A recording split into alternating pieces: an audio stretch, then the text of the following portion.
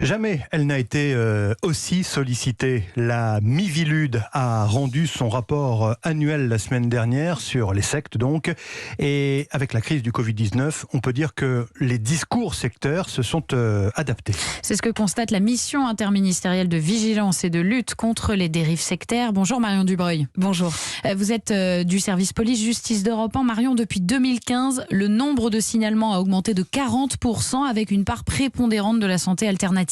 Oui, c'est simple. En 5 ans, le nombre de signalements liés aux médecines complémentaires et alternatives a doublé pour atteindre 412 saisines l'an dernier. C'est d'ailleurs le premier sujet pour lequel la Miviludes est sollicitée. A contrario, l'église de Scientologie est en recul. Depuis 2015, les signalements auprès de la Miviludes ont été divisés par 10. Alors Marion, quelle est la particularité de ces mouvements sectaires ? Eh bien, ils sont structurés autour de 3 idées fortes.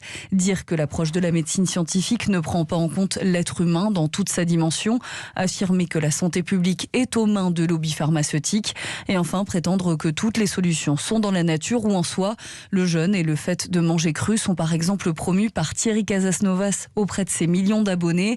Ce vidéaste sans formation médicale n'hésite pas à déclarer par ailleurs que la chimiothérapie est toxique et inefficace pour lutter contre le cancer. Et alors, est-ce qu'on peut dire que la crise du Covid a eu un effet, Marion ? Oui, un effet notable à partir du premier confinement. Entre mars et décembre l'an dernier, il y a eu 200 saisines en lien direct avec le Covid-19. Les gourous ont presque tous un positionnement sur la crise sanitaire, contre le port du masque, contre la vaccination, et ils adaptent leur discours et leur technique d'approche. Face à eux, il y a un public plus isolé, plus vulnérable et donc plus perméable aux arguments de nature sectaire. Les mouvements religieux, eux, ont profité du Covid pour développer le thème de la punition divine. Et alors dans tout ça, il n'y a même pas besoin d'organiser des rencontres, hein, Marion. Ces gourous sont devenus des experts en marketing digital. Hein. Exactement, l'offre s'est multipliée en ligne, salons, blogs, forums de discussion.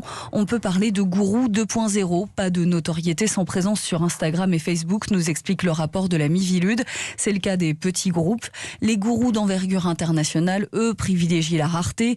Ils délèguent la communication à des lieutenants sur les réseaux sociaux. Tout est maîtrisé, le référencement, les mots-clés pour optimiser l'effet des moteurs de recherche.